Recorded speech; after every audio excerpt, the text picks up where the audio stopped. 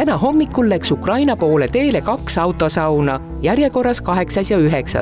koos Tiffi perenaisega. Tiffigi on väga rännukass, aga sellele reisile teda kaasa ei võetud. Kui me võtsime, siis öeldi, et ei tohi mitte ei tohi, vaid talle ei meeldi solgutamine. Aga tal on jumala suva. Täitsa chillilt on, et me käime reisil ka taga ja siis on ka ta, nii et tehke, mis tahate. Kuna pere reisib väga palju, siis algul nad lemmiklooma võtta ei tahtnud. Eriti Britt polnud kassi inimene. Aga lapsed ju nuruvad ja kass pidi nunnu välja nägema. Tema on nüüd siis Scottish Straight, ehk siis Scotti kikkis-kõrvaline. Eesti aretajatele või nendele kindlasti ei meeldi, aga maru kallis. No, minu jaoks ei ole oluline, et ta on tõugass. No, lihtsalt kass on kass, mul peab näkku vaadates ja koos olles sobimada.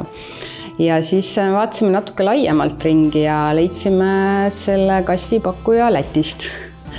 Ja kontrollisime tausta hästi, sest et ta on meil natuke selline influencer kass kergelt, ta on Petvöör lemmiklooma Instas ja sotsmeedias päris palju esinenud ja miks ta silma jäi, oli see värv. Vist äkki oli kilpkonna värv, midagi taolist, mina ei teadnud, et seda Eestis väga palju ei ole. Lastel oli valik siis, et kas reis või kass. Et kahte ei saanud. Nüüdseks on 3-aastane Tiffi ehk täisnimega Tiffenbachia juba väga palju reisinud, välismail Eestist rääkimata. See aasta käisime Rumeenias, siis eelmine aasta käisime ka Rumeenias, aga meid ei lastud Rumeeniasse sisse, sest et siis ei olnud veel Schengen ja siis me pidime tagasi pöörama ja tulime Ungari ja Poole ja need kandid. Ja üle-eelmine aasta oli ta meil Austria ja Saksamaa ja Legolandid ja asjad, et kõik sellised. Ta on jumala chill. Tal on täiesti suva. Peaasi, et inimesed kaasas oleks. Ta valib kõige parema koha. Ta võtab armaturi laua pealt. Sealt on hea vaadata ja mis tee veel on. Loomakaitsed kindlasti saavad närvivapustuse, mis siis, kui tuleb avarii ja ta kukub peeglisse. Ja algusest ei osanud ronida meil seal teisele korrusele, et tulla siis nagu kõikide juurde voodisse. Aga nüüd ta on nagu vana proff, me käime sama bussiga ka, sama mudeliga, nii et ta teab igat nurka ka seal.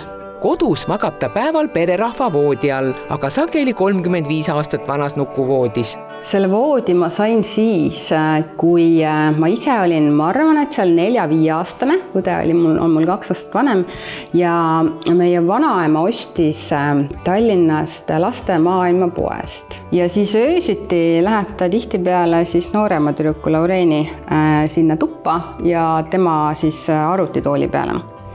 Et siuksed lemmikud on. Ja minu juures voodist tuleb ta siis, kui mul abikaasa ära on. Siis, kui ta kodus on, siis ta ei tule siin. Kui Tiffi hõikumise peale välja ei ilmu, tuleb avada konserv. Tuleb talle teha seda konservikarbi avamise häält. Tiffi! Konserv! Kas sa nüüd oled kassi inimene? Enda kassi inimene kindlasti.